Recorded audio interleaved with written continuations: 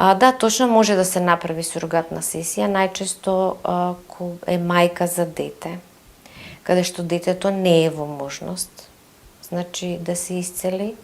Имаме деца кои што здравствениот систем ги маркирал, ги дефинирал дека се со тешки растројства.